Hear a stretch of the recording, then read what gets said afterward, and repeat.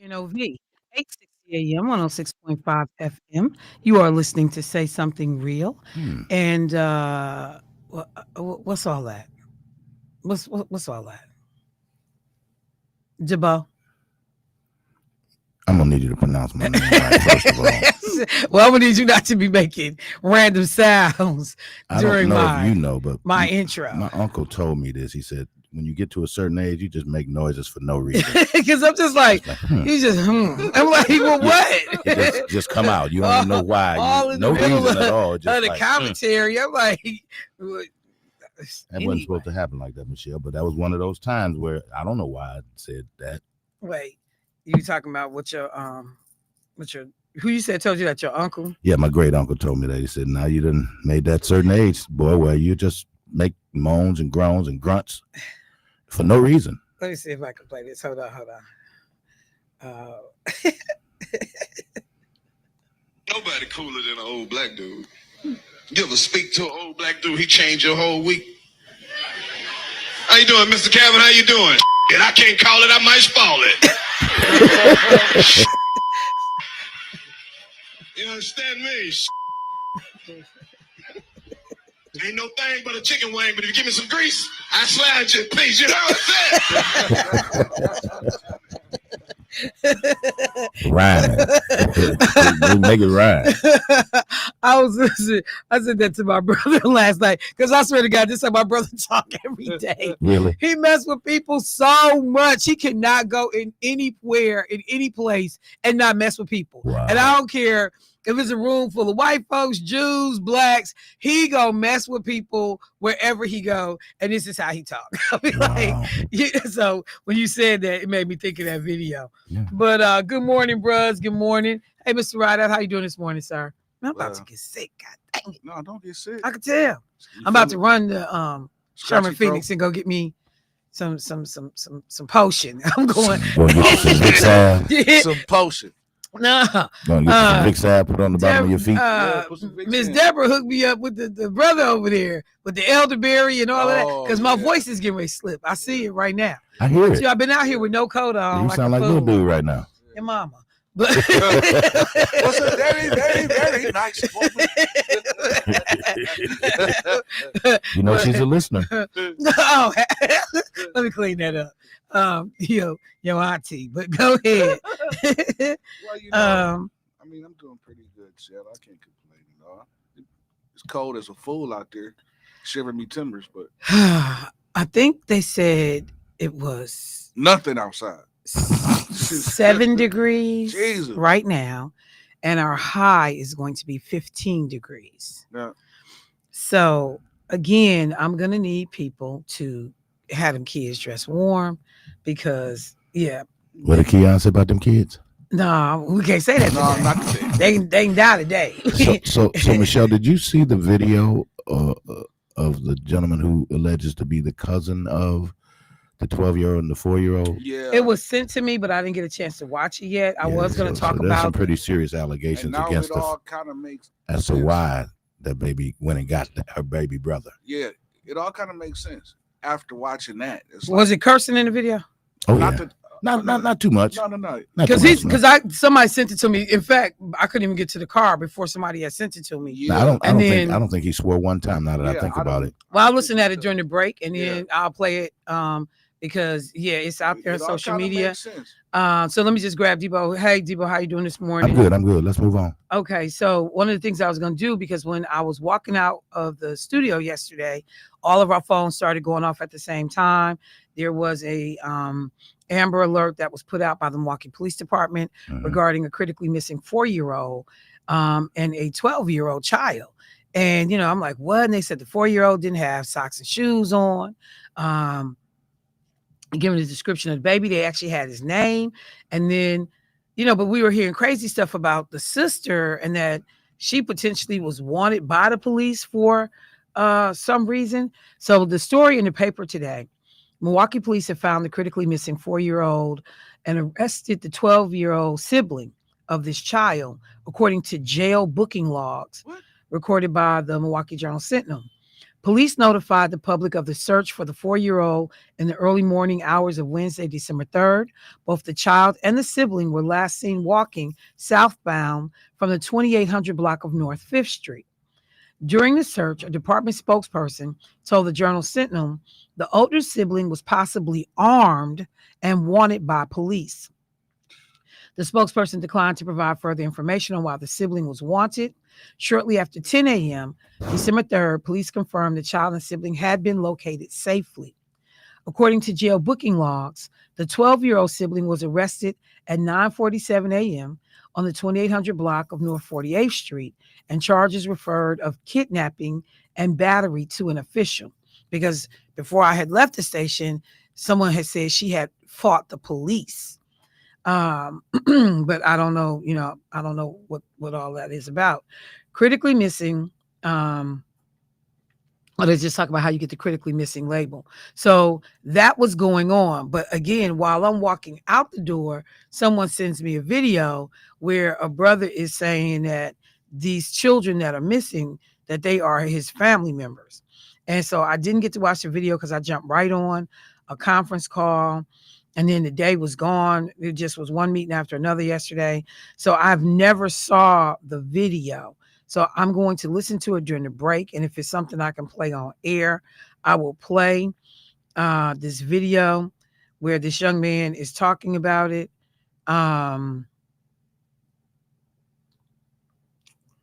Yeah. I mean, just listening to the video and some of the stuff that he say, it makes you think that and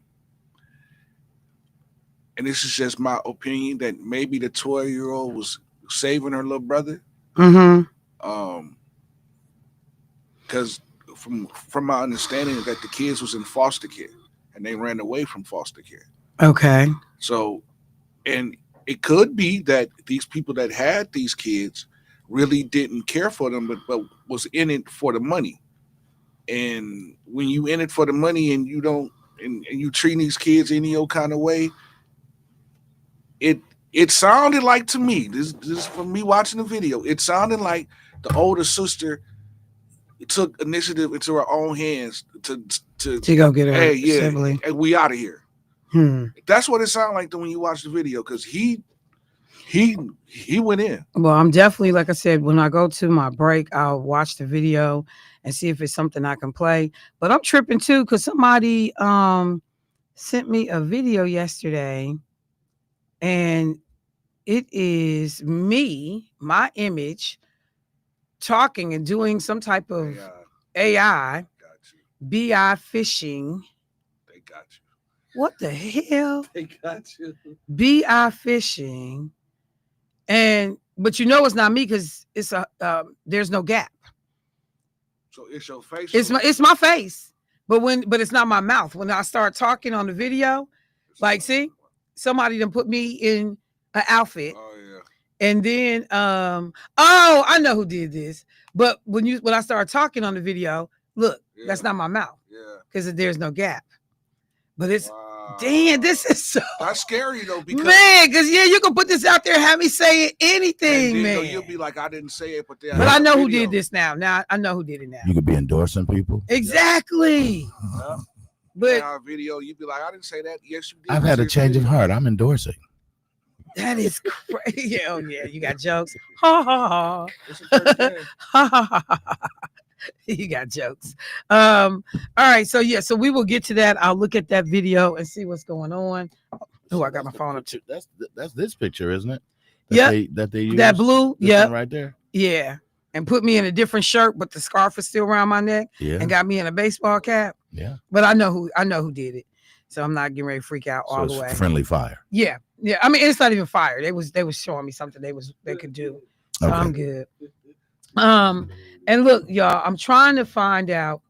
So a number of people have hit me up this morning. On my way in, I was listening to Sirius XM, and there was a lot of conversation going on about the University of Alabama. And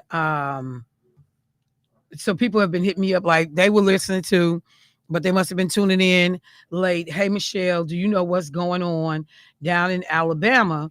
Uh, it's a lot of drama happening. What's playing out? So I went and I pulled that story. Let me just tell folks what's happening. The University of Alabama on Monday suspended 2 student magazines, one appealing to women, another to Black students, saying they ran afoul of guidance from the Justice Department on diversity, equity, and inclusion programs. University officials told staff members at the publications, a women's lifestyle magazine called Alice in 1956, or it's called Alice in 1956, which encompasses Black culture and student life, that because of shifting federal policy on DEI programs, the university could no longer support them. One official attributed the decision in part to a July memo from Attorney General Pam Bondi, in which she included recommendations on how institutions receiving federal funding could avoid what the Trump administration deemed unlawful DEI practices. In a meeting on Monday announcing the suspensions, Stephen Hood, the university's vice president of student life, told students that their magazines have violated those standards. He specifically cited portions of the memo warning against the use of unlawful proxies, described as the use of ostensibly neutral criteria that function as substitutes for explicit consideration of race, sex, or other protected characteristics. In light of the federal guidance, quote, you can understand why, as a public institution, we might not be able to support magazines that are based on demographics like these 2 magazines are, Dr. Hood said, according to a recording. One attendee noted in the meeting that their magazines had remained open to students of all backgrounds, not just their target audiences, but Dr. Hood said that wasn't enough to avoid federal scrutiny. Alex House, a spokesman with the university, said in a statement on Tuesday that the suspensions, first reported by the student newspaper The Crimson White, were in compliance with the law. Quote, this requires us to ensure all members of our community feel welcome to participate in programs they receive university funding from the Office of Student Media. She added that the university will never restrict our students' freedom of expression. Kendall Wright, the editor-in-chief of 1956, which is the Black student magazine, said in a statement that she was, quote, devastated, but regrettably not surprised by the university's decision based on the current climate of our country. To Gabriel Gunter, the editor-in-chief of Alice, that's the women's magazine, it appeared that the university had determined that merely the magazine's target audiences were enough to warrant their suspension under the Attorney General's memo.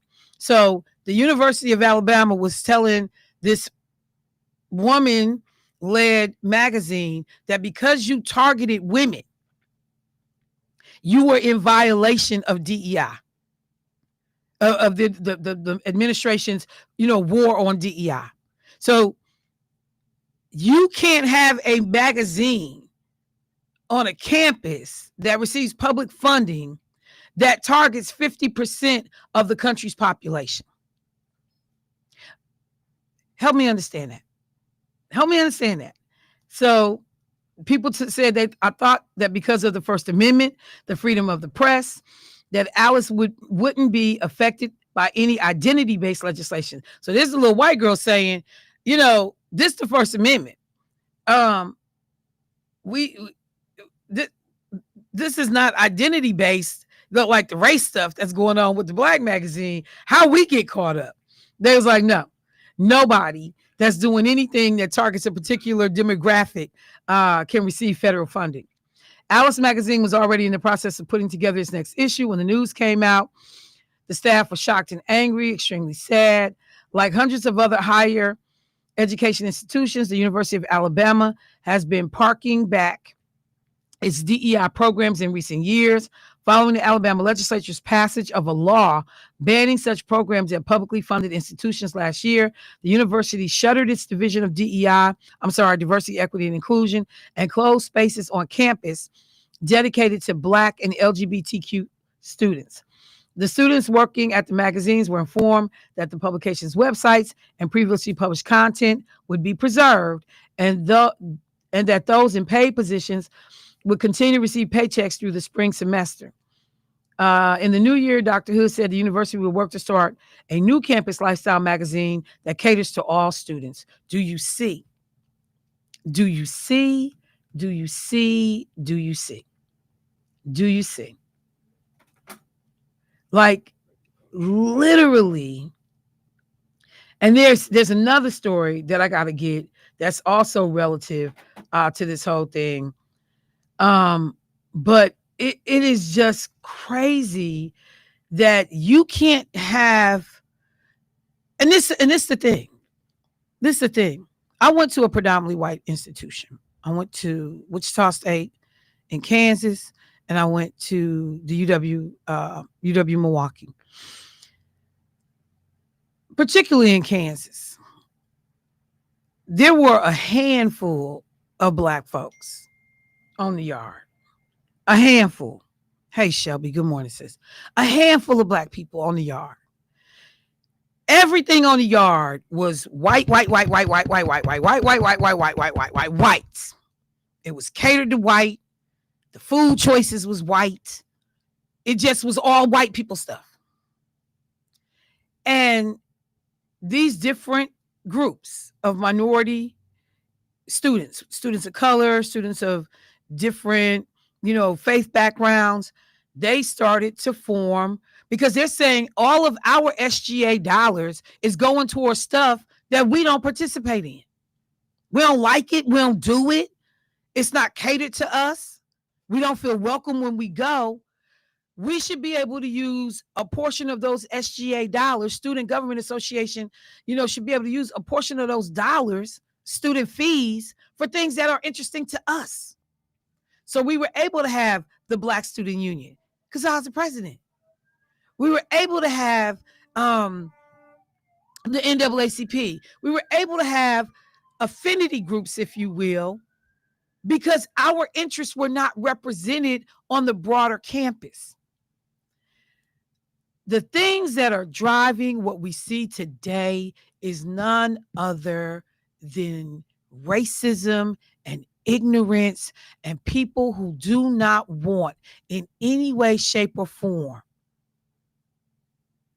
to see racially diverse, ethnically diverse, religiously diverse groups, unless you're Jewish, have anything and any services, anything made available to them. So again, we go back to a time where we paying into the university just like everybody else, but we're not on the editorial board of the community, the campus newspapers. We're not getting a lot of these positions that will help drive decisions on content. But what in the hell is wrong with acknowledging things that are of interest to other groups? Trying to sanitize everything so that it's just this whatever makes, because the whole thing is about what makes white people feel comfortable. But there are a whole bunch of white people that are like, I don't have no problem with this. Like, man, leave these people alone. What are y'all doing? Everything on this campus is catered to us. So if you're taking out a few $100s, a few $1,000s so that these people can have a magazine, but you got the whole 90% of the university dedicated to everything white, white, white, white, white, white, white. All the damn professors is white. The content is white. The bookmakers are white. White, white, white, white, white. Why are you bothering these people? Everybody white does not ride with this stuff. But tell me the harm. If you don't want to look at the publication, you don't have to. And if there's nothing in the publication that is espousing, hate or denigration or ostracizing other groups, but simply talking about music, art, culture, issues impacting the Black community, why that whole term, white fragility? I just think that that's a really nice, fancy term, but it's just deeply seated white ignorance and white racism. And white don't want nobody else to hash. That's what it is. That's all it is. Yesterday, and I got to take a break, and then Carlos, I see you. Y'all be first up if you can hold. What Donald Trump, the information that came out about the way Donald Trump attacked the Somali people and talked about Somalians and called these people garbage. He literally called a race of people or a ethnic group of people, regional group of people, garbage. I got, and then I was cracking up as I watched the post that Travis, what's Travis' name? Little black Republican. He put out Oh yeah. Travis Clark, whatever his name is. He put out a little picture, talking about he's a card carrying member of the Republican Party. And, then he got into a debate back and forth with somebody and talked about, how the Democrats are stopping men from being men and all this foolishness. Hey, bruh, how do you never get to the part about where they trying to strip black folks of their identity, though? Not only that, How you don't never get to that part? but if we gonna keep it real, when the Republican Party was here, Grindr crashed. This is true. So, and I appreciate that you make sure that we get reminded of that, because I always forget about that. That it's a bunch of closet gay folks in the Republican Party, but then you go out front and thou doth protest too loudly, gay bashing, shut down the LGBTQ centers, but y'all the main ones running around here looking for same-sex partners, to the point that you crashing our sites. And I said before, I've been downtown and watched some of these hookups take place. Yeah. And I'm like, but you do what now? But you do what? Not only that, but when Speaker Johnson and people threatened that young man because he was going to release Speaker Johnson Grindr information and all of that, and they threatened him. Well, if you don't have nothing to hide, why are you threatening? Look, let me take a break. Carlos, I'm gonna get you. But I mean, I can't believe this is only year one. And the damage that's going to be done over the course of the next 3 years. And if we will see anybody be able, because we don't have to stay stuck here. That's one thing. We've been in ignorant cycles before in this country, and we've been able to fight our way out. But the fighting and the planning and the devising of the strategy, that should have been going on. And it just reminds me of, somebody got at me yesterday and said, Michelle, do you ever talk about Democrats? Somebody texted me. I said, yeah, I criticize Democrats. I said, what's your point? But it reminded me of when critical race theory became a discussion in the state capitol. And white Democrats told black Democrats to fall back on the issue. And just, don't give Republicans a lot of airtime, but committee meetings were happening. And I've talked about this before on the show. And so you had the chair of the Black Caucus not providing written testimony, not at that time, not coming to testify on the committee, in the bill that was before them and what was going on. 2 black legislators showed up, Supreme Moore and Representative Lakeisha Myers at the time, State Representative Supreme Moore. Lakeisha was also on the committee because it was the Education Committee. So she came down off the Diaz and testified. And I testified on behalf of then Senator Taylor. Senator Drake, who was in another committee meeting, she sent a letter, but all of that was nonsense too, because people leave committees and come testify and go back to their committees all the time. So yeah, I sent a letter, whatever. But it still was more than what some other people did. Some other people didn't do nothing. And so as we are sitting here defending things that impact black folks, you got black legislators that didn't even bother to show the hell up, because people had been pressuring some of them to don't give it airtime. You letting white folks tell you what's important to stand up and defend in your own community. And we saw it coming. That was that damn avalanche. That was that snowball getting bigger and bigger. And now here we are, DEI policies tearing up university campuses and our country as a whole, because now you can't be black. You can't have black history. Let me go to break. I'll be right back.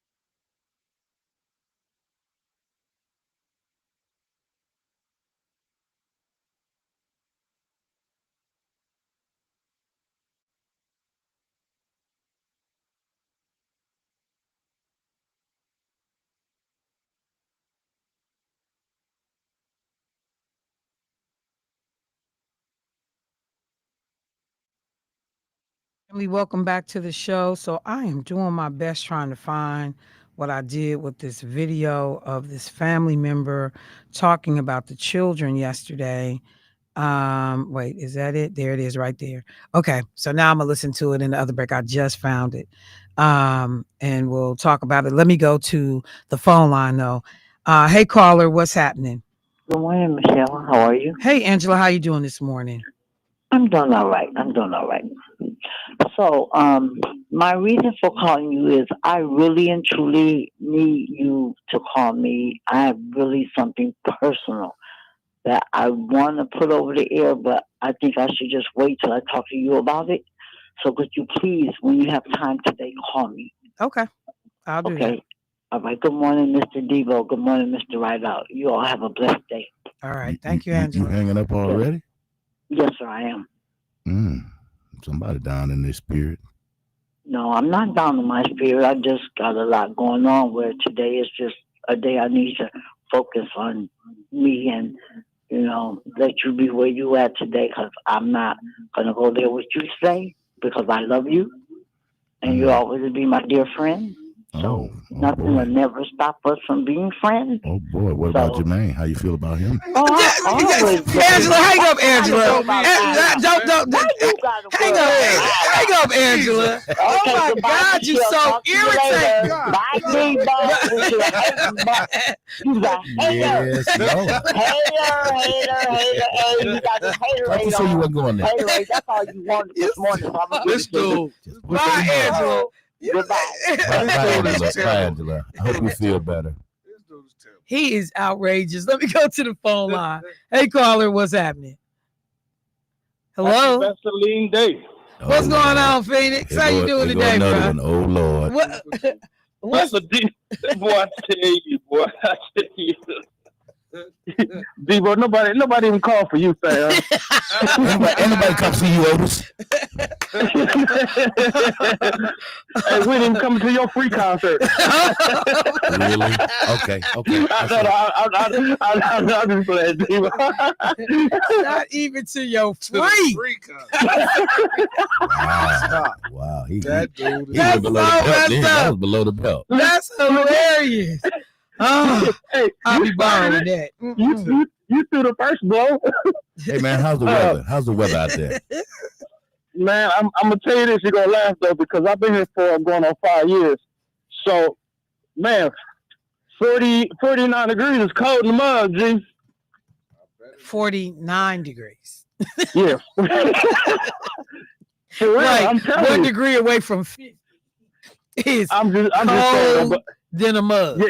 Well, because your blood thins out after so long, and then you ain't used to it. 5 years, and now Yeah, it actually 50 it takes like cold.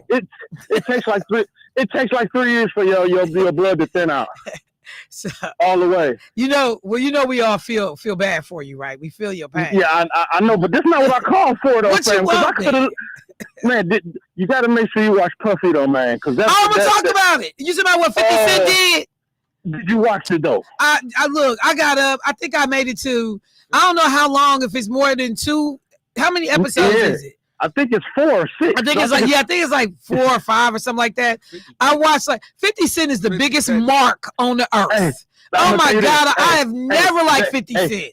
Hey, but I'm gonna tell you this. Oh, I'm gonna tell you this. I bet you Puffy get out, he gonna go back in there because that dude got his hands all up in the Tupac. look, in the if he don't get killed while he in prison. No, but check Because he puts it out there like it's Puffy bad. is responsible for Tupac's death. Yeah, Well, I mean, he does though. He does because if he didn't have them, if he didn't go over there mess with them Crips and them Crips is the one who in L.A. Yeah, and his hands is dirty and dude court cases. His court case is on the 2026. And the dude he paid the money to I think it was $1 million on 500,000 on 500,000 on Suge. the dude. No. The club promoter that they paid. Oh yeah. He had cancer. Yeah. He had passed away, so he ain't gonna be able to testify. But what people don't realize is this whole R. Kelly thing happened because of 50. Yeah. This whole R. Kelly thing and him being prosecuted is because of when they released that video. Surviving R. Kelly is when they picked up on that and charged that man because they had all of the evidence they needed because of 50. 50 like I said, he got Puffy gonna be back in jail. Dude. Yeah, but I'm telling you, 50 better. He keep thinking he gonna be able to keep making these moves and don't nobody come holler at him. Somebody gonna come holler at him. Because what he doing is some bogus. Yeah. And you know why he doing it? Because Puffy. What he doing is some what, Michelle? You are because Puffy had offered to take him shopping. Puffy offered to take him shopping, and that pissed 50 off. Look, you ain't got to ruin nobody's whole life and try to implicate them in murder, and then you doing it at a time when they ain't in a position to respond to nothing and defend themselves. Yeah. I'm like, so why are we releasing it right now? What's going on? And then this boy is in jail. It's calculated. But like 50 been dirty since the day he showed up on the scene. I have never liked 50 Cent. So you know, actually, it actually I go back to the whole Supreme thing that when he first got shot. And how that was tied into Supreme and that whole New York thing. Man, he been that way. He wants to be 50. He wants to be in Puffy place to be like King of New York, like how Puffy was. Yeah. So he's trying to eliminate all that. He's trying to do it. He's doing a good job of it because he's going all the way back from the beginning, from his mama to Tupac to what's his name in jail. Yeah, you know, you want to make sure you know his daddy was slick. Yeah, he came to his mama brought him to the funeral in a chinchilla when he was a baby. I'm like, come on, fam. Yeah. Everybody hustled in New York. Yeah. Like, what is you talking about? Well, my mama did, but everybody else did. Yeah. You know, like, what are you talking about? It was like I was watching it. And it was informative, you know, but some stuff that he got in there, it's people I know would push back on some of it. But I just kept sitting there going, why are we doing this right now? Man, why are we doing this right now? He's throwing him under the bus, run him over, back up, come back over again, back up again. Yeah, I don't know how nobody rock with 50 after this. Because like you said, the Surviving R. Kelly was the impetus for everything that goes on with R. Kelly. And I'm not saying R. Kelly shouldn't, you shouldn't have your day in court. Victims shouldn't, have stuff happening. But the thing that's so crazy, like Cassie had already been paid $20 million. Right. That shouldn't even She had already been paid $20 million. Why am I going to jail for something I just paid $20 million for? And he wasn't even on trial for that. Exactly. He wasn't even trial for that. And he didn't get charged with none of that stuff he did to her. He wasn't even on trial for that. But yeah, bro, no, it's on my list to talk about. Okay. I definitely saw it, and I had to walk away. I got into the Tupac shooting. I got right up to the Tupac shooting, and I got up and I had to walk away. Your mouth gonna be on the floor when you finish watching that part. Dude, he's so okay. Yeah. And then he paid the guy that shot the video because the original guy didn't show up, so he sent somebody else. He sent somebody else to shoot the last portions of Puffy them doing that, and they got a hold of that video. Yeah, when they raided his house. Exactly, because Puffy didn't pay the first guy. And this is crazy, man. Yeah. And right out, I seen your Homer Blow, man, that debauchery Homer was talking about. Lord Jesus. Do you see what's going on? Look, man, you talking about unbelievable. Yeah, but it's true though. Yeah, bro, I seen the video. Oh man, I don't want to see the video. Nah, it's unbelievable. You got to tell Michelle off air what we talking about, fam. Dude, it is. Look, we're gonna be going to commercial break in a minute. It's unreal. Hey, listen. Are you talking about? You got to listen to like. Cause I was telling somebody else. You like the first 40 minutes of Home Blow live yesterday, y'all. Oh, we. Okay, hey, I don't know. Somebody gonna get killed behind that, man. Somebody gonna get killed, or somebody gonna commit suicide. Yeah. And it's so unfortunate because the people that's been exposed are known people. Known people. They are known people in the city. With their real number. With their numbers. With their phone numbers. All this was on Homer show yesterday. With their phone numbers exposed. Phone numbers was given out. Well, he didn't show. Not giving out. He didn't show. Homer didn't show it. But the actual guy that's outing everybody got receipts. So what is he outing them on? Like crime, sexuality? Off the air. Okay, tell me, because we need. Listen. Look, now, okay, I'm gonna. I mean, like people that you might even know. Yeah. Oh, look, now see y'all to pique my interest. Yeah. All right, man, look. I catch you, man. You done called out here with a whole bunch of messages. Hey, like I do, right? I will get on top of it because I ain't catch it, so I'll have to go listen. All right, okay. thank you, bro. I'll catch you cold in the city. Yeah, 50. Yeah, 50. Right. 49. We'll talk to you later. Bye. Man, it was like that on Homer show. Listen, when I tell you, at his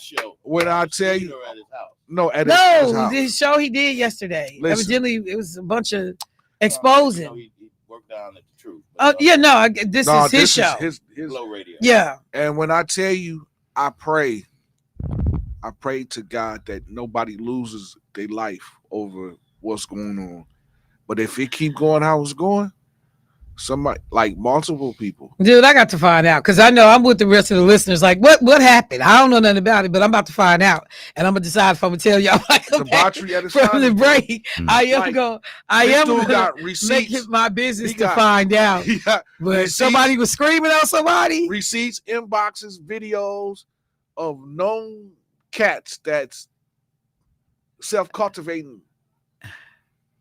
That's all I'm gonna say. Oh, so it's sexual.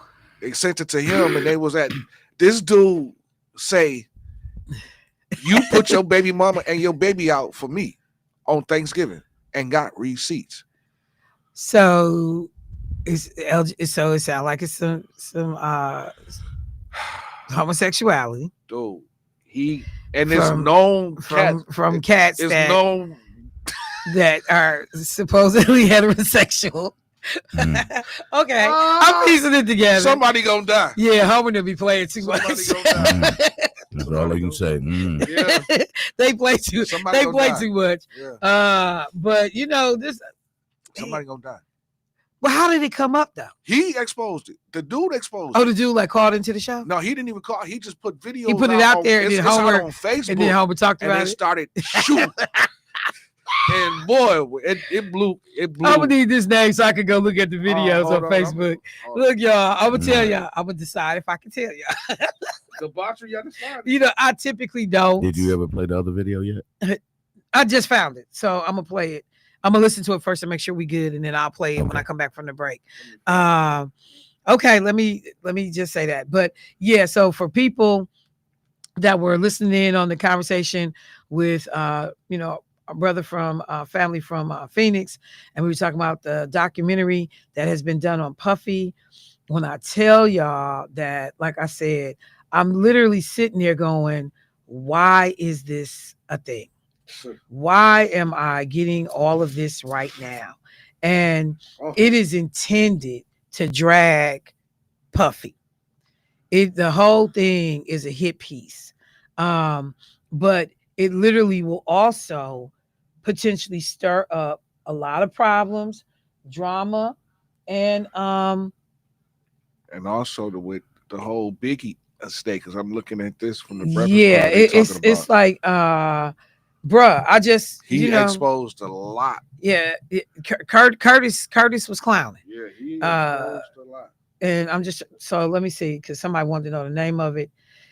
It is called Sean Combs: The Reckoning, and a 4-part documentary series examining the allegations against Sean Diddy Combs, featuring exclusive interviews, previously unseen materials to explore his life, empire, and quote the underworld that lay beneath his surface. But yeah, Netflix and 50 Cent gonna get their behind whoop because it's ridiculous. It's dirty. It's ridiculous. And you just sitting there, and and it's so much stuff. Like, I mean, that's not my world. I'm not engrossed in the he said, she said, and the backstory on this and that. But you walk away. At least, like I said, only 2 episodes in, Keisha was still watching it when I was like, hey, I went upstairs. I was like, hey, you have a nice time. I got to go. You walked away like, why was this necessary? Like, is you doing exposés on you? So you did one on Kelly. Now you doing Puffy. Like, Negro, what is this about? I just don't understand. Like, you some great crusader on behalf of women's rights. I mean, like, what is this about? Why are you doing this? This is not this is not entertainment. It's not for public information. I don't know what it's about other than vendettas. He said he wanted to destroy their careers. Yeah, he said it. He said he wanted to destroy their careers. Well, and this is what he's doing. And I'm sure he got some white people that's working with him, that's feeding him, and all this other stuff that really don't like Puffy them and all that. This whole thing, because 50 tried to do Da Vinci. Yeah. I try to hold him. But his son. You try to cut his son water off because he wanted a relationship with his daddy, and his daddy get out of prison, and he go holler at his daddy, and you talking about you're done, because I don't mess with Blue and Da Vinci, and you shouldn't either. But this is daddy. You literally trying to get in between families. But I go all the way back to Ja Rule. The way he destroyed that boy's career, it didn't make no damn sense. Ja Rule wasn't bothering nobody. At least not really. Well, I know it was the B. Yeah. I know it's stuff in the background. Yeah. But what he did to destroy Ja Rule's career, it was crazy. It was absolutely crazy. Yeah. And while he's talking about everybody else's day of reckoning, his day gonna come too. He did a couple years ago. He's so petty. Ja Rule was having a concert. You can look it up. This dude bought, I think it was like 5,000 tickets or 10,000 I remember tickets. that. So it can be empty in the front. Yep, I saw that. I remember that. So you hate this man that much, you despise this man that much that you try to sabotage his show. And the thing that's so crazy is because he tried to come off as such a tough guy, hard guy, but a lot of the stuff you do is real insecure and weak. And I've never been a fan. Now his music is dope.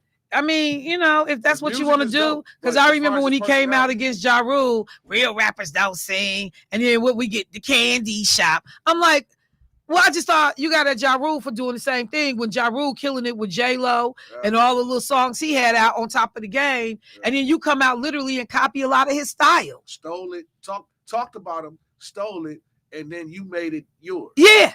And I'm just sitting back looking like, did you think I didn't see what just happened? Yeah. So I just he brought that up. But it was on my list of things. Let me do this real quick. Can I take a break? Yeah, sure. Let me take a break. I'm gonna listen to this video about this abduction. Keisha said, he bought the first 50 rows. Yeah, of Ja Rule's concert. This boy trying to make a comeback. Yeah, he trying and get his life. Like this man got a family to feed, bills to pay, just like everybody else. Why are you messing with him? But he bought the first 50 rows. He brought the first 50, then he sent somebody with a camera to show that it was empty. Yeah, just ignorant. Well, like I said, you only get to keep doing dirt for so long. I'm gonna take a break, y'all. I'll be right back.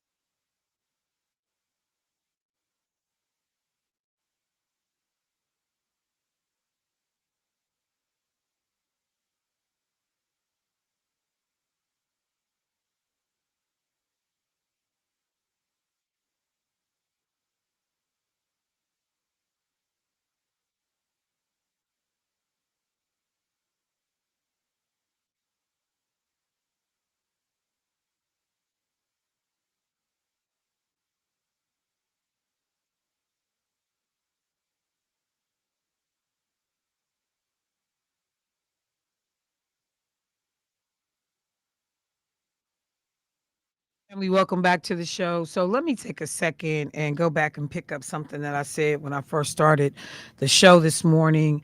Because as I, weaved in what was going on down at the University of Alabama on their campus, many people yesterday looked at their televisions in complete stunned disbelief at an American president um, who felt the need to unleash on what in fact are a number of American citizens um, in relationship to the Somali community. So Donald Trump was in a cabinet meeting on Tuesday, and he goes on this tirade as the meeting is ending. They're talking about Somalians and all these different places where ICE is now going, looking for illegal immigrants. And Minnesota has a huge Somali population. An estimated about 250,000 maybe Somalians might be in, I'm trying to think if it's in the country, or I'll go back and find that information because I had pulled it up because I was researching this last night. But hang on, here's the number. So there is an estimated 260,000 people of Somali descent that live in the U.S., okay? About 84,000 of them live in the Minneapolis-St. Paul area. Most of these people are American citizens. Almost 58% of the Somalis in Minnesota were born in the United States. Of the foreign-born Somalis in Minnesota, an overwhelming majority, 87%, are already naturalized citizens. So Donald Trump, in his tirade, this is what he says. Quote, our country's at a tipping point. We could go bad. We're at a tipping point. I don't know if people mind me saying that, but I'm saying it. We could go one way or the other. And we're going to go the wrong way if we keep taking in garbage into our country. He went on to ascribe that same description to Representative Ilhan Omar, who is a Somali American who represents the state of Minnesota in Congress. And, she said something back on social media like, yeah, this man's obsession with me is creepy. He needs to get help. And then there's a back and forth. But make no mistake, the level of vitriol and hate and vileness in which Donald Trump had on full display wasn't nowhere to be found in November, October, September last year when he was courting the Somali vote in Minnesota to help him get reelected. And in fact, there's even video of some Somalians for Trump who at a little press conference with a Trump banner on the podium, and they waving their little American flag, talking about, the Democrats haven't been good to us. So we are encouraging people to vote with the Republicans. And I just want to call them up now. Like, hey, bro, how's that working out for you?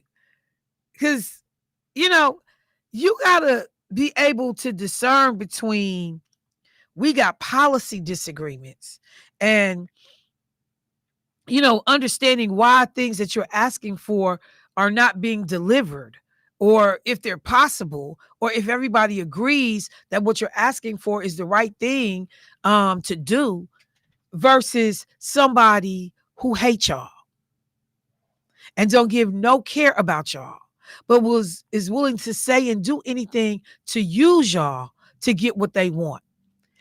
Every group that just about has shown up for Donald Trump in some way has had the playbook flipped on them.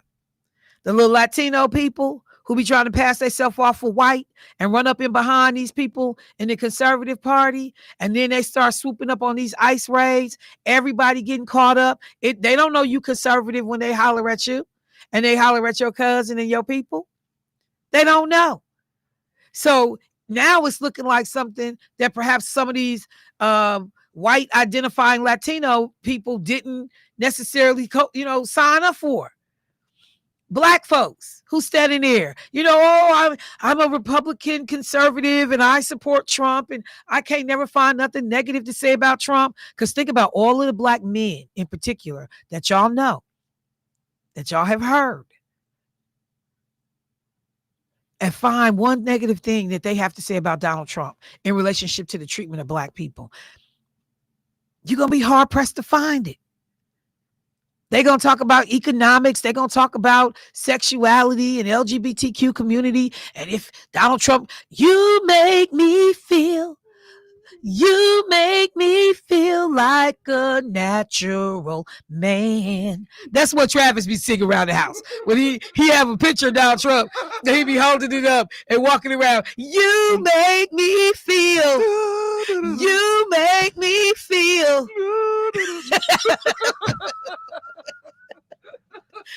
That's what they do.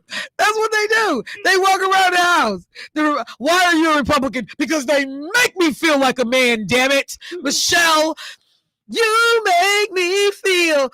I'm telling you. And they got pictures of Donald Trump in every room. And they kiss the picture when they walk by.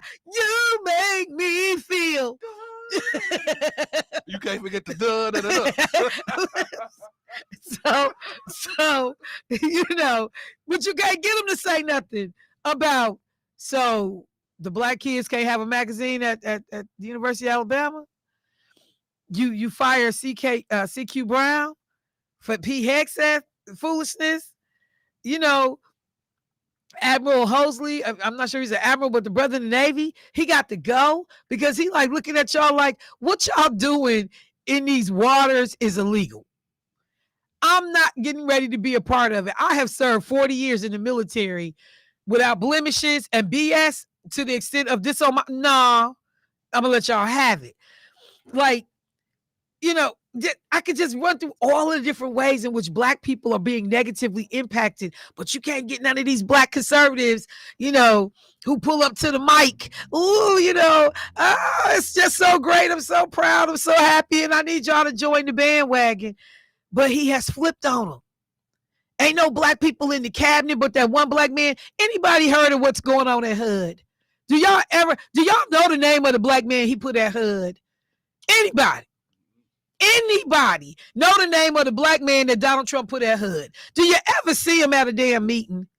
Does anybody even talk about what they do? Because they tearing up HUD. They just ain't talking about it. Like, do you see anybody black sitting around the table at the cabinet meetings and at the high level rooms where decisions is being made? Like, and then, but what did we have? We had a caller to the show say, I ain't got to be at the table. I don't need nobody. Long as I get what I need from them, I ain't got to be at the table. I don't need to have representation, Michelle. That ain't what's important. I just got to, see if I'm gonna benefit. So turn the table on them. Okay, the little Muslims that came through here, and you talking about, we can't ride with Kamala Harris because she's not gonna do enough on Palestine, and they gonna let the Israelis and Benjamin Netanyahu get away with murder and blah blah blah. So we ain't messing with Kamala. And then you had the little Detroit, huh? Whatever. And then you had the Detroit Muslim community standing up all strong. We helped get him across the finish line. He owes us. We helped to get him across the finish line. Had a little paper up. We helped to get him elected. And then 3 days later, Donald Trump is messing over us. We thought he was going to help us, but he has turned his back on us. And then he allows Benjamin Netanyahu to blow Gaza off the map. It ain't a dang thing left over there. Y'all think Kamala Harris would have been riding with Netanyahu like that? For all of that, Kamala's not listening. Kamala doesn't hear us. Blah, blah, blah. You think Kamala would have supported Netanyahu in this foolishness? Yeah, it's hot in here. Open that door back up, man. but do you think, that Kamala would have co-signed all of this nonsense we've seen Benjamin Netanyahu do in the name of getting back hostages? You done tore up a whole freaking region These people literally are still sleeping outside on tops of rocks and boulders and craters and stuff because they ain't got nowhere to go.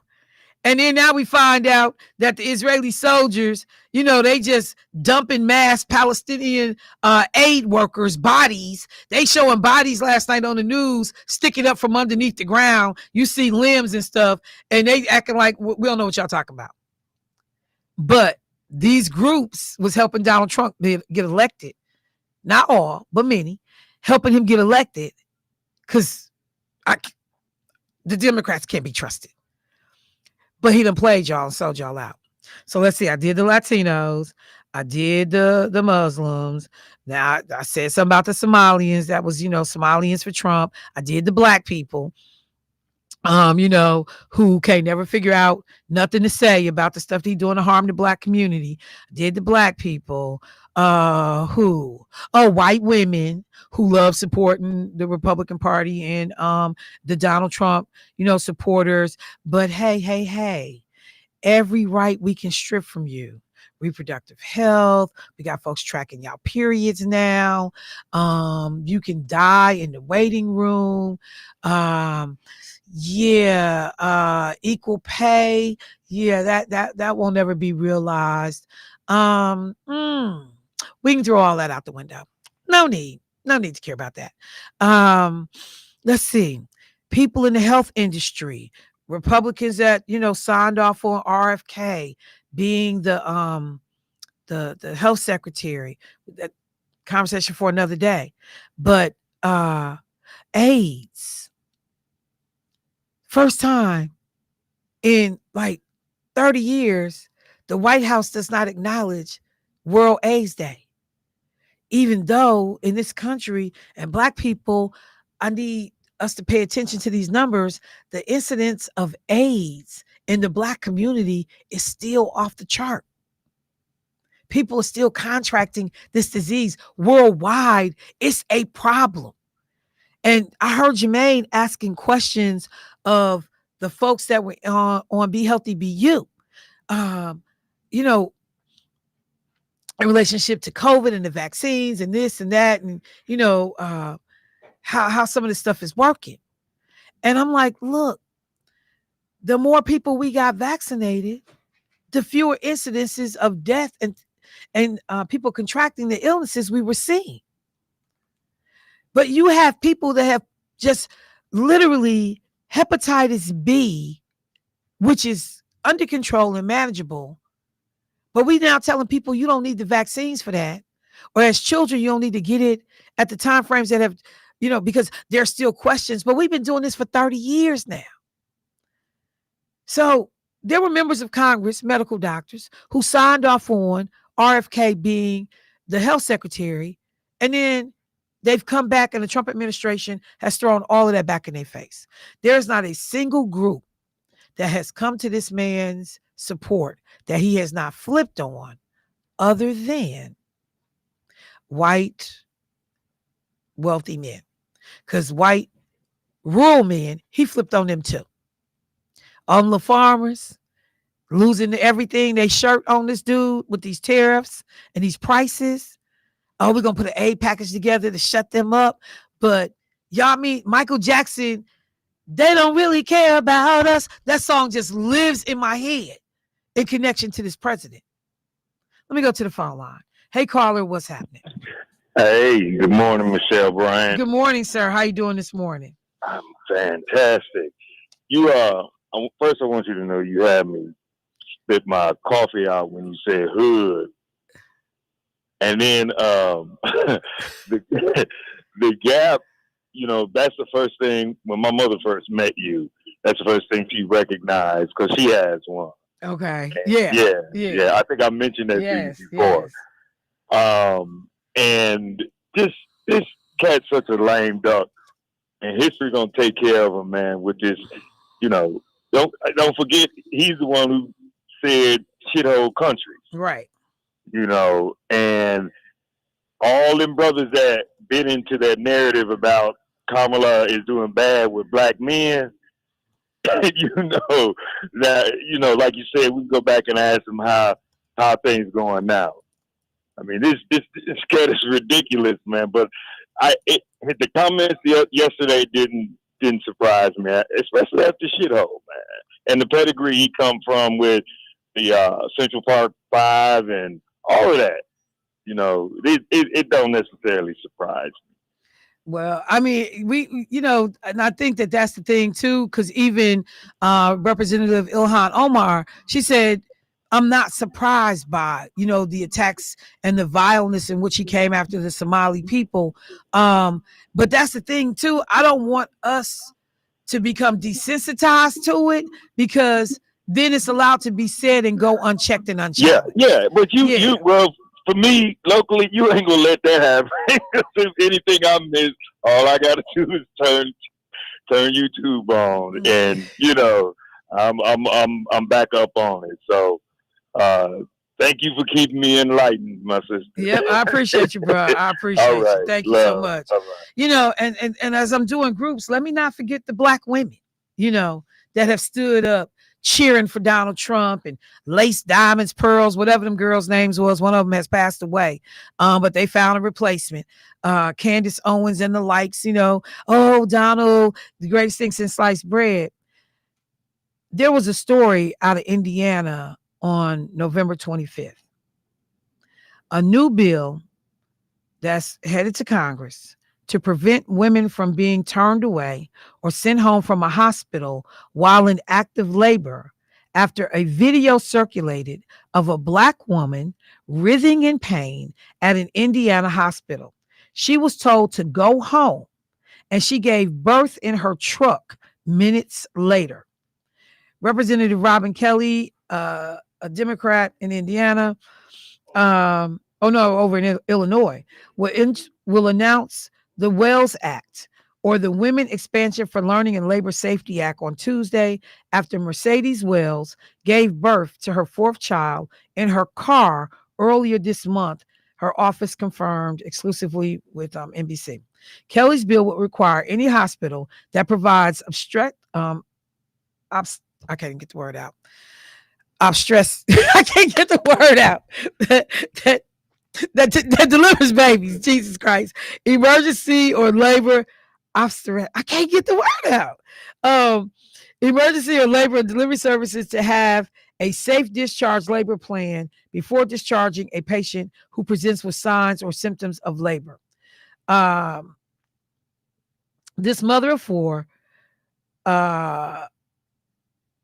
previous told NBC that she was rushed to Franciscan Health Crown Hospital on November 16th when her contractions were 10 minutes apart, only to be sent home 6 hours later after a checkup by a nurse. So she was 10 minutes apart on contractions and was sent back home 6 hours later.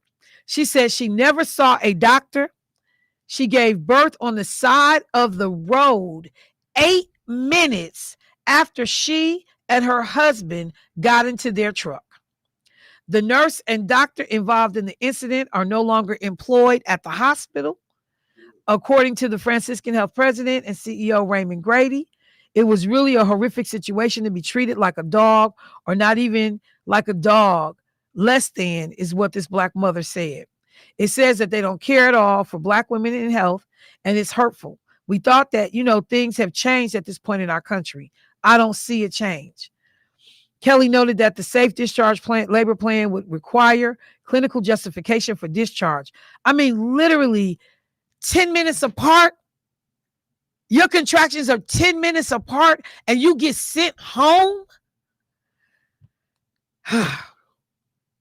The hospital issued a formal apology to the family last week. The maternal mortality rate for Black women in the U.S. is significantly higher than all other racial groups. Black women are 3 times more likely to die from childbirth than white women, with 50 deaths per 100,000 live births. And then it just goes on to talk about the disproportionate way in which we get treated. And you have an administration that, has decided that Black women in particular are targets of his venom. So I'm going to end it there. But it's just not lost on me that the number of groups that have rolled for this dude and he done left y'all hanging.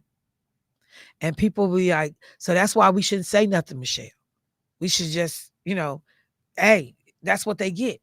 But the reality is, and I understand, is that if this man goes unchecked, this gets spread to everybody.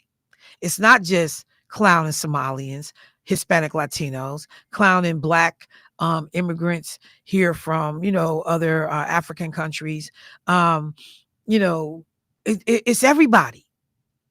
Everybody's on serve. Everybody's on the block. Down in New Orleans right now, they have literally set a goal to apprehend 5,000 people per day. Can you imagine trying to pull 5,000 people out of a community per day in a city? A day? 5 days, 25,000 people. Can you imagine doing that? So New Orleans, they were showing businesses that had signs up that primarily target and serve or have as a demographic base as their customers, Hispanic Latino people. Them businesses was closing. It was signs on the door. ICE, if you don't have a warrant, do not come up in here. But literally, you're not just going in, and think about that. Because they had been telling people we're going after the worst, the toughest, the baddest, the da-da-da-da-da. But so you telling me you got a list of 75,000 of the worst, and you going to try to arrest 5,000 of them a day? You don't have no such list that's telling you that. You getting ready to mess with anybody and everybody. American citizens that are Somalian are saying that they now have to carry their passports or IDs with them to prove that they are American citizens because they being stopped on the streets randomly. In New Orleans, they showed people that were that was so gross. But anyway, they showed people they were just knocking on these people's doors. But you have set a goal that we are going to arrest 5,000 people per day. And so as these federal agents have descended on this area, and they got their mask on, don't nobody still know who they engage in. I don't know what's happening. People being snatched. And then you creating all this animosity and angst. People was cussing out the ICE agents in New Orleans yesterday. And one thing I was saying, like, hey, New Orleans is a lot like Chicago. Everybody ain't gonna just sit around as y'all just come in there and start bum rushing people. But they have 250 agents on the streets every day with a target arrest of 5,000 people. This is a democratically led city. They know exactly what they're doing. They've called it the Swamp Sweep. That's the name of their Border Patrol crackdown, the Swamp Sweep. They have been going to the Lowe's, to Home Depot, to stores right like 30 minutes, they said, right outside of New Orleans and Gretna, I think is how you pronounce it. And the businesses are closing. Food truck vendors, these businesses, they've been closed since December 1st. Restaurants closed since December 1st, trying to stay out the way. How long can we keep doing this? This man is being allowed to run roughshod all over this country. And so we've seen LA, we've seen Chicago, we've seen Charlotte. We now got Minnesota on tap. They down on tap in Memphis. He messing with these people. Like, this man is creating holy freaking terror right here in the United States. And it's not the worst of the worst. A college student just got barred from coming back after going home to visit people on Thanksgiving break. She fighting to get back into school in the country so she can finish school. Like, everybody is being impacted. Let me go to the phone line. Hey, caller, what's happening? Hello? Yes, good afternoon. Good morning. Good afternoon. You ain't got a screener today? I never have a screener. I'm just saying somebody that introduced me to the waiting in line for Q. So I'm on the radio already. Yes, you are. Oh, well, good morning to you. Good morning, Listen, sir. I hear you talking about the ICE deal, and we've had this conversation before. Listen, our youth, young adults, and children, they don't have a carpenter's, a trade union skill behind them, mainly because 30 years ago or less, they started to remove all of our shop classes around the country. This is not by design. See, they already done looked and seen who they want to replace the Negro. And even the poor white boy that's not finna get his hands dirty. So what happened is they removed all of our shop classes in our city schools. I mean, they even took home economics out. But our shop classes. So we have people now that don't even know how to read a ruler. So moving these people, these Spanish people, and these other people that are the Arabs too, they coming in here, they got their little skills. They taking over the dump truck industry right now. If we're not careful, it won't be American doing it. However, taking these people out of the workforce and not replacing the learning curriculum back into our schools is not a good thing. I will say that much. However, it stands an opportunity because just like these people that come into this country will not breed and mate with us. Now they men or come do our women up, but them women is like trained not to fool with us. Okay, so they're not mating, they're not breeding with us, and so I have no sympathy for them. I don't have no sympathy for the Africans that's here because they don't mate with us. The men will come in and get you. They'll get our women. They'll bait them. But the women come in always talking about we lazy, we don't do nothing. I talk to some of them, and I'm like, my goodness, where did you get this from? They've already been indoctrinated by their men when they get to this country, and rightfully so, seeing this stuff on TV.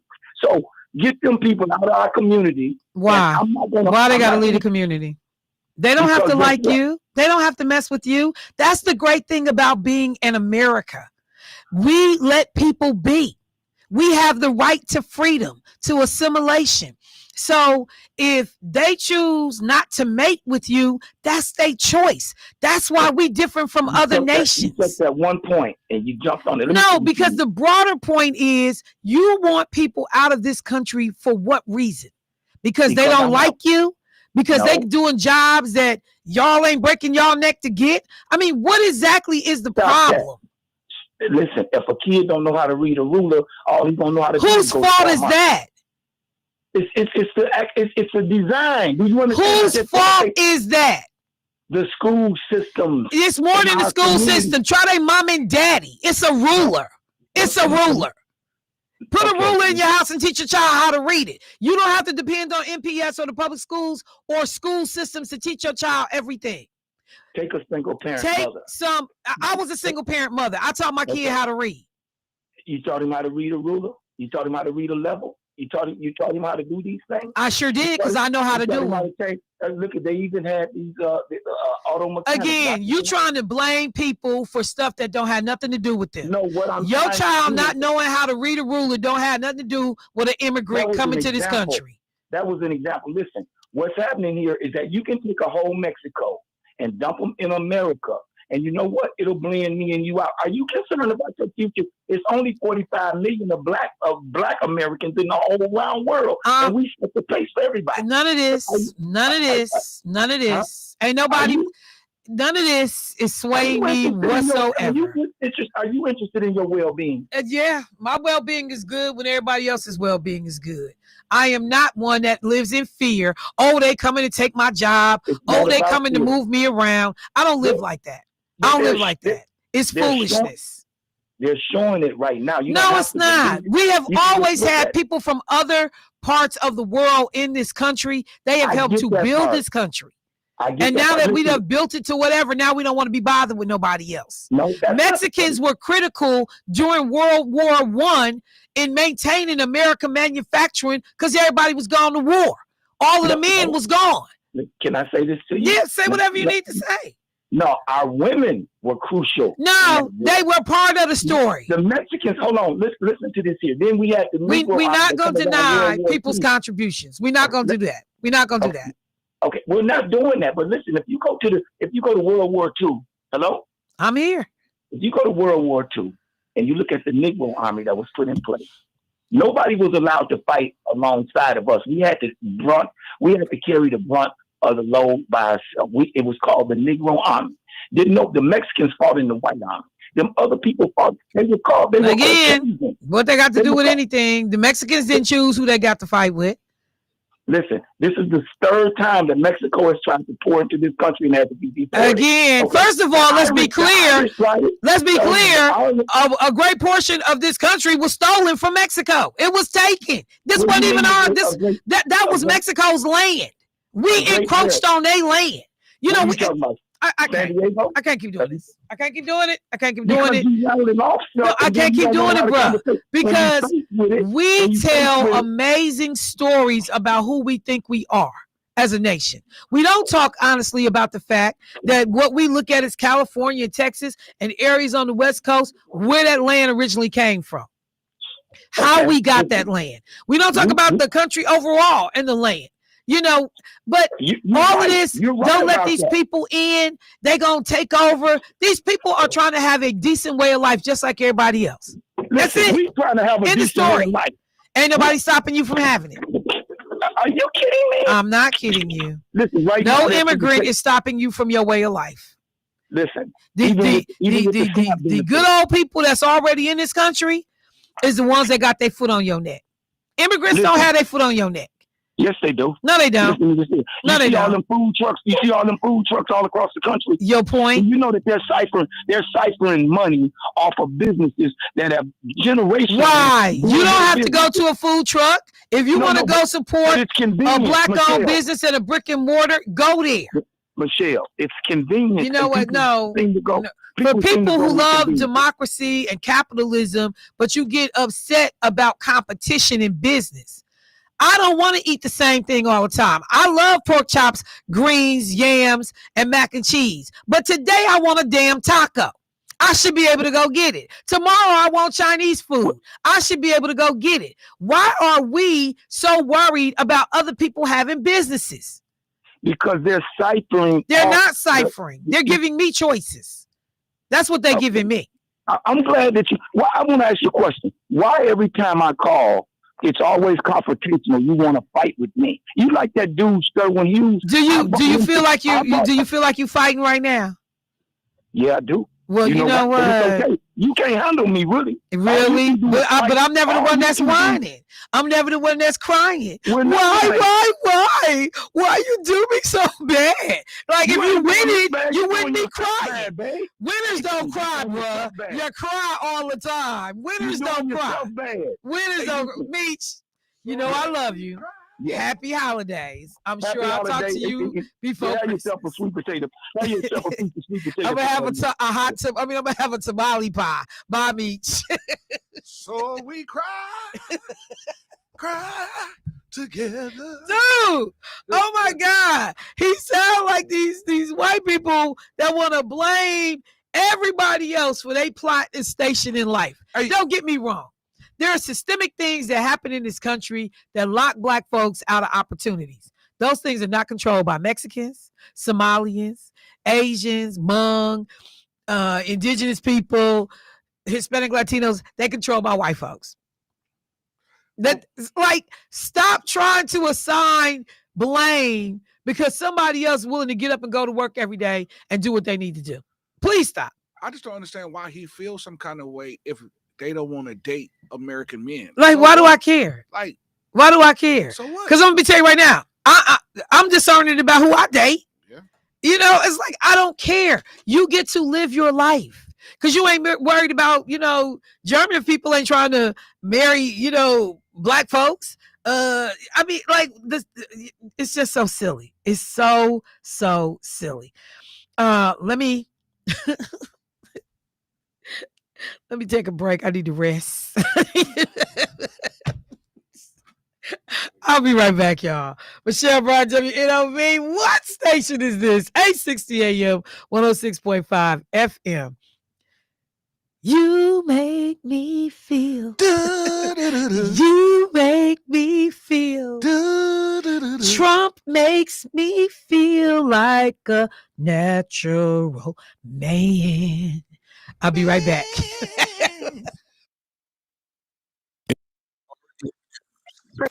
Trump has issued a full pardon to Texas Democratic Representative Edward Bryant and his wife. The announcement came in a Wednesday post on Truth Social, where the president accused the Biden administration of targeting the couple. In his post, Trump said, quote, the Biden administration weaponized the justice system against their political opponents and anyone who disagreed with them. He also claimed Bryant was pursued because he, quote, bravely spoke.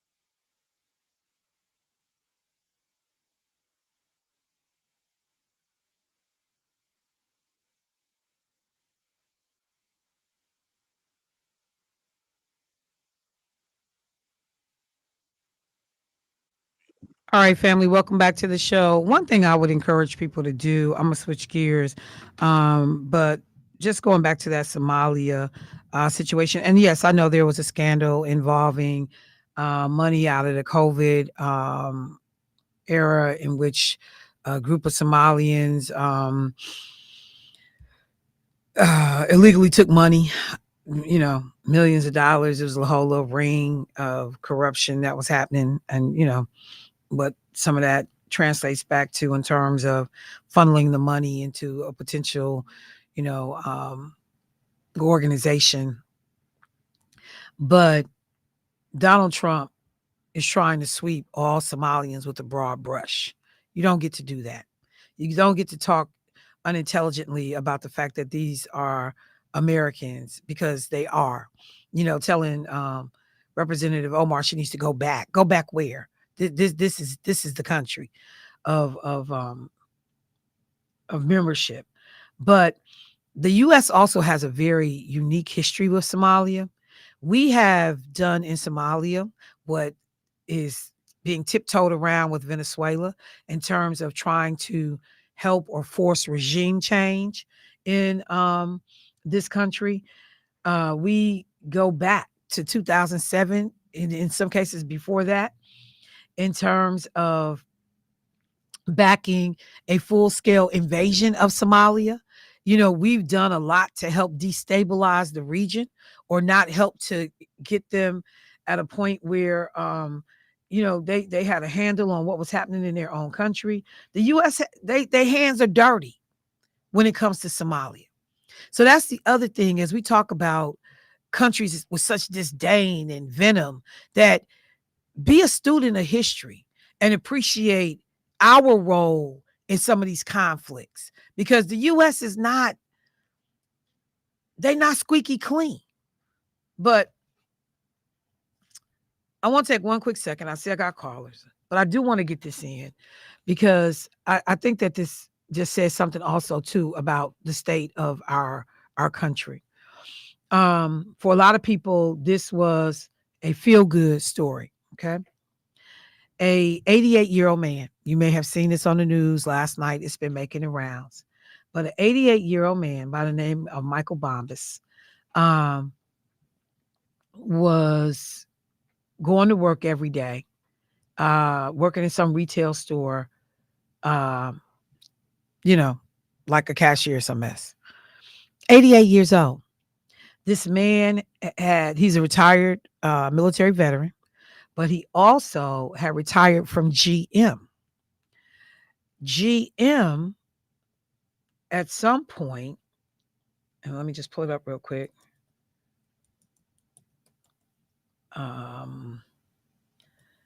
GM at some point, he loses his pension plan after retirement. So you've already retired, and he loses that pension plan. And with the pension plan, he also loses his health insurance. So in order to help save GM, now remember, all these car companies are in trouble when Barack Obama is coming into office in 2008. In order to help save the company, General Motors slashed billions of dollars of expenditures, including retiree health benefits and pensions, during their Chapter 11 reorganization. The bankruptcy was the third largest case in United States history. So you retired from GM, and you put in this time, and you I got a pension, I got health care, we set, I'm good to go. GM is in trouble, and they cut those pensions. They're not going to pay them. And they they drop you from health care. So this man said that happened to him. And at the same time, his wife gets sick. She's sick for an extended period of time. She ultimately passes away. And this man is left with all of this money in hospital bills. hospital bills to the point he can't pay for any of this stuff. So he's about to lose what he has because you cannot pay these outrageous hospital bills. So somehow or another, he works at a Myers grocery store. Somehow or another, a social media influencer hears about this guy's story, and he does a post about it, and they talk about this man's situation. Long story short, in a matter of like a day and a half, this social media influencer is able to raise $1.5 million to give to this old man. This man's almost 90 years old. So they actually go to his job, and they talk to the guy. He explains a little bit about his situation, why he got to get up at 88 and come work at Myers, grocery store every day, checking people out. And the social media influencer tells him, hey, look, heard about your story, went out on social media, asked people to help. We've raised over $1.5 million. Bro, go home. Enjoy your retirement. Enjoy your remaining years. Go home. And from that aspect, it is a pretty cool story. It's an amazing story. When they told that story, they also told a story of a black guy, and I can't remember what city he was in, but this black guy, his truck became well known in the community because it was the raggediest truck you have ever seen in your life. I mean, like literally, when you like, how was this thing on the road? It looked like it had been split in half and put back together with duct tape. And then the duct tape was sinking in the middle. So the back part of the bed of the truck was raised up. It was a V in the middle of the truck. That's how raggedy this thing was. People would take pictures of it. People would do the sightings of it. And this black man didn't give no damn because he drove that truck to his job at Family Dollar every day. And this guy sees it and he says, okay, y'all, we got to get this man a truck. And the community chips in. They raised $10,000, I think, in a matter of a day. And they find him and they go, hey, bro, go get you a truck, man. Because they knew he was going to work. They could see where the truck was parked. And that man said, hey, y'all can make fun of my damn truck all you want to. It get me back and forth. He said, this truck is for working. I got to go to work. And so it was a really cool story. But why are people in such desperate need? How can you be 88 years old and feel like you have to go to work? Otherwise, you ain't going to make it. At 90 in America, you can't go sit down. You still got to figure out how to put money in the house because you got to pay medical bills. When you thought you were good, that your company, you had life insurance, and then to save themselves, they threw you overboard. It is inconceivable to me that healthcare and Congress's inability to do the right thing by the American people. You can go to other countries all over the world and they have functioning, affordable, in some cases free health care for their residents. But greedy people in this country refuse to do the right thing so that nobody should have to die. Because that black woman that gets sent home, you're not just being sent home because of callousness. You're also being sent home because of the way our healthcare systems are set up.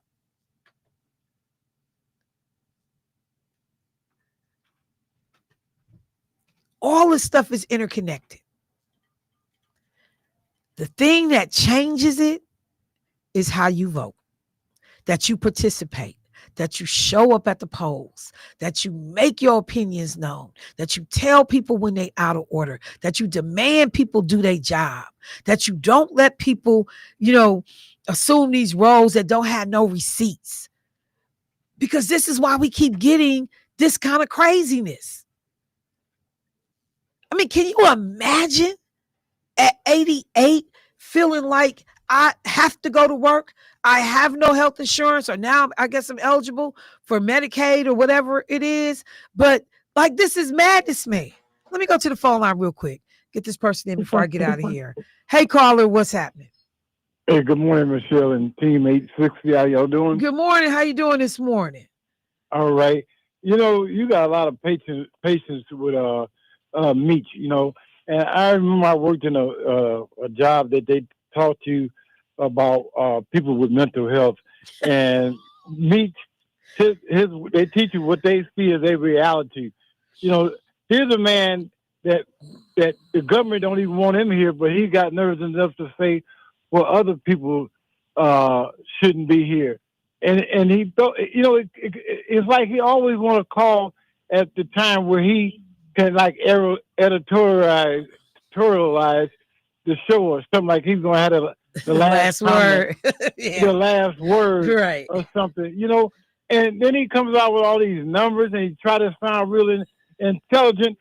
What he needs to do, he needs to call Trump or someone that can understand him better and go along with the ride.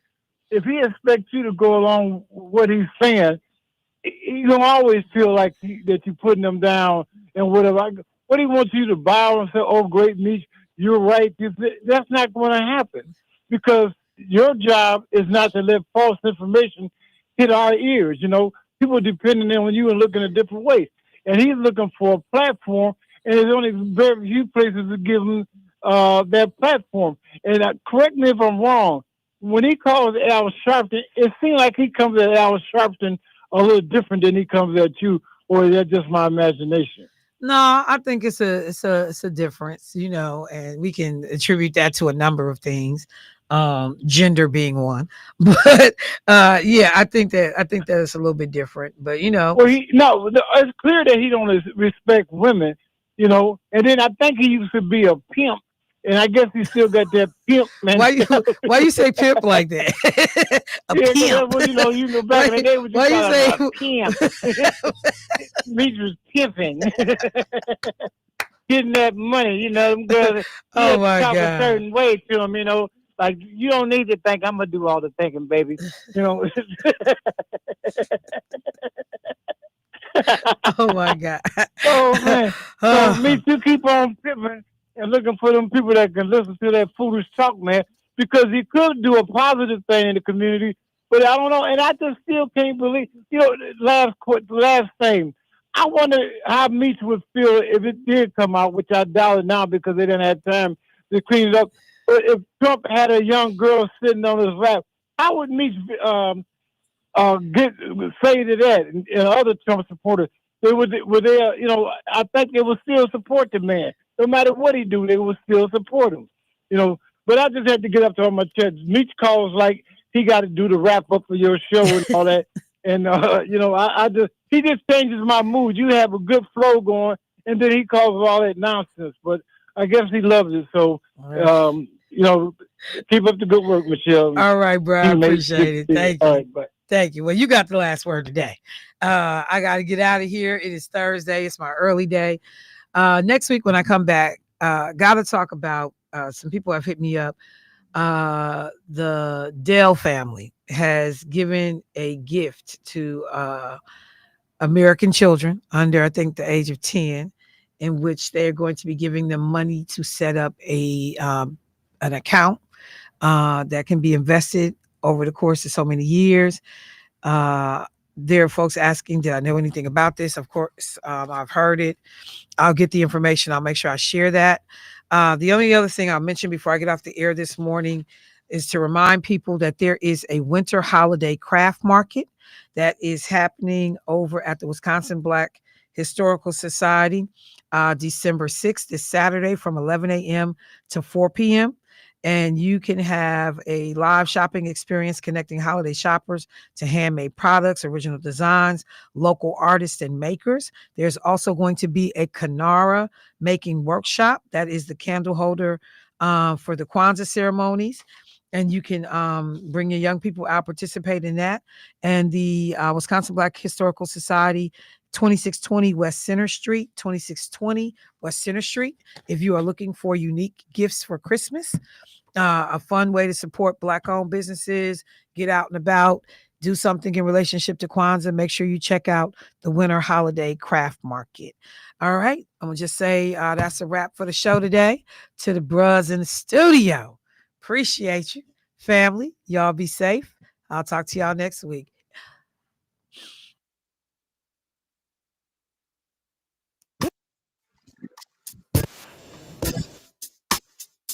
No time.